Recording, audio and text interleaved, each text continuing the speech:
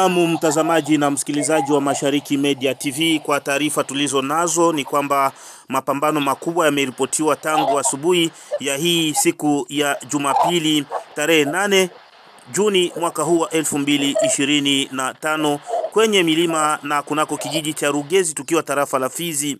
Wahasi wa M23 Twirwaneho wakishirikiana na walikuwa wao Red Tabara wameweza kushambulia eneo hiyo ya Rugezi katika hali ya kuwa na nia ya kuweza kuamalizia maisha wa Kristo waliokuwa kwenye mkutano kunako kanisa moja sehemu hiyo. Kwa mujibu wa msemaji wa kundi la Biloze Bishambuke aliyezungumza na ripota wa Mashariki Media TV, amesema kwamba mapambano hayo yalikuwa makali na wameweza kufaulu kuzuia wahasi hao ambao walikuwa wakiwa na nia ya kuweza kumalizia maisha wa Kristo waliokuwa sehemu hiyo. Acha tumpe nafasi atueleze mengi kuhusu mapambano hayo ambayo wameifanyia dhidi ya wahasi wa M23 Twirwaneho. Tunakutakia bwana Engineer na Mubamba, jambo na habari tena. Jambo sana bwana mtangazaji, na tunafurahi kuwasiliana nawe muda kama na huu. Kwa taarifa za hivi, hali ya hewa iko namna gani huko milimani ambako mnapatikana kwa sasa?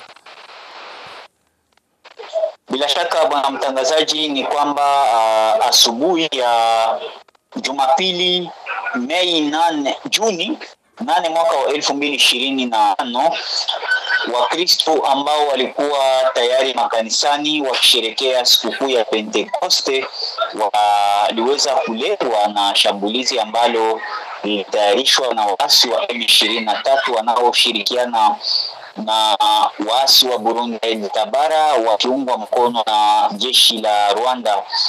Hapo ndipo wazalendo wa CPLC-FARDC, kundi linaloongozwa na Luteni Jemadari Delphin Kalembo Mazito, waliweza kuingilia kati ili kuweza kunusuru maisha ya raia ambao walikuwa wanalengwa na waasi wa M23.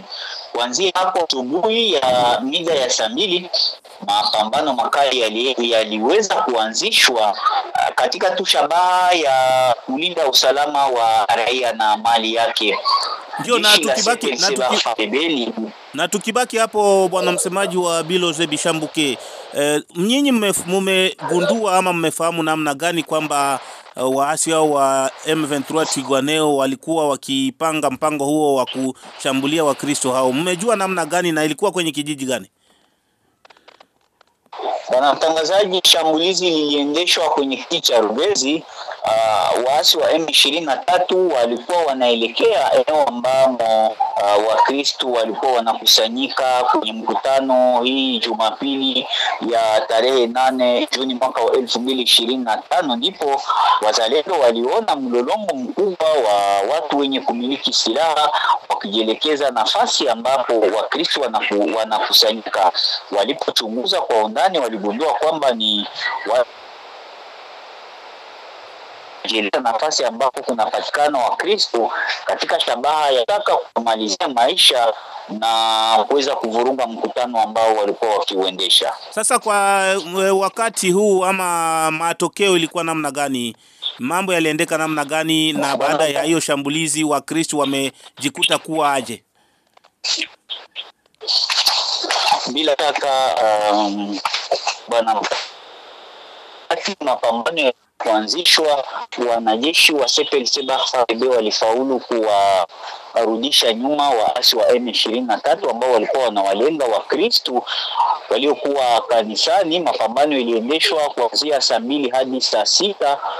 Ikasitishwa kwanza, watu waliweza kukimbia, lakini ilipofika saa 10 waasi walirudi tena katika hali ya kutamani kulenga maeneo ambamo raia wasio na hatia wanafichama, kwa sababu nyumba zao ziliweza kuunguzwa wakati wa mapambano na wakati waasi waliweza kuunguza zile nyumba. Kwa sasa mapambano bado yanaendelea, wakati ambapo jeshi la CPLC-FARDC linajikamilisha kabisa mbinu mbalimbali ya kutaka kuwarudisha waasi nyuma, na asubuhi matokeo ilikuwa kwamba waasi 5 waliweza kufariki, 7 waliweza kuumizwa, na silaha ya rasharasha inayoitwa AK-47, silaha 6 za waasi ziliweza kuogotwa, na mpaka sasa mapambano yanaendelea na raia wanaendelea kukaa nafasi ambapo wanalindwa vizuri ili kwamba wasiweze kukabiliwa na shambulizi la waasi. Labda matokeo, tumesikia umetoa matokeo upande wa waasi, upande wa nyinyi wa FABB yalikuwa namna gani? Bila shaka bwana mtangazaji, ni kwamba kuna vijana wetu wawili ambao waliweza kuumizwa na maumivu yao si makali sana, wanaendelea kupata matunzo kwenye vituo vya kwenye watu wenye mioyo mwema, kwa sababu vituo vya afya vya maeneo hayo yote viliweza kushambuliwa na waasi na viliweza kupunguzwa waganga kwa sababu ya kuhofia usalama wao. Wengi wao waliweza kukimbia na kwa sasa wanapatikana wamoja hapo Mkera na wengine kwenye kijiji cha Fizi Seta, ambapo wanahisi kwamba katika hali ya usalama. Kwa nini mapambano mara kwa mara kwenye kijiji hicho cha Rugezi yapata kama wiki 2 tu hivi ama juma moja? Tumeshuhudia vile vile mmepambana na waasi wa M23 Twirwaneho kwenye kijiji hicho. Nini inakuwa kwenye kijiji hicho ili kwamba mapambano hayo yanaripotiwa siku baada ya siku?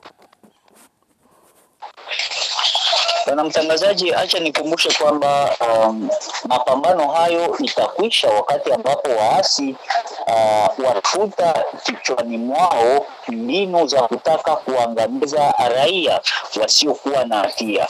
CPLC FABB Biloze Bishambuke, kundi linaloongozwa kijeshi naye Luteni Jemadari Derin Kalembe Ngomzito, wana shabaha moja tu ya kulinda usalama wa raia na mali yake, pia kulinda nchi ya Kongo isiweze kuvamiwa na waasi, pia kulinda nchi ya Kongo isiweze kunyanganywa na nchi za kigeni ambazo zina mbinu ya kupenda kunyang'anya nchi hiyo. Sasa wakati unakuta kwamba waasi wanakuja na nia ya kuumiza raia, CPLC FABB ina nia ya kulinda raia mpaka kuwe mapambano, kwa sababu kundi hizo mbili zina shabaha mbili tofauti ambazo siku moja wawezi wakatembelea kwa kusudi moja. Tunakutakia mafanikio mema na tunasema tena basi jioni njema, licha ya kwamba umesema kwamba mapambano mpaka sasa yanaendelea. Basi bwana Engineer na Mubamba, msemaji wa kundi la Biloze Bishambuke ambayo inaongozwa naye Jemadari Delfe Kalembe Ngomanzito, tunakutakia mafanikio mema tena. Tunashukuru bwana mtangazaji. Wito ni kwamba serikali iangalie namna gani itawashughulikia wahamiaji ambao kwa sasa wengi wao wanaishi porini bila msaada wowote, na huku usalama ukiendelea kuzorota siku baada ya siku. Tunashukuru bwana mtangazaji, nasi pia tunawatakia jioni. Nashukuru.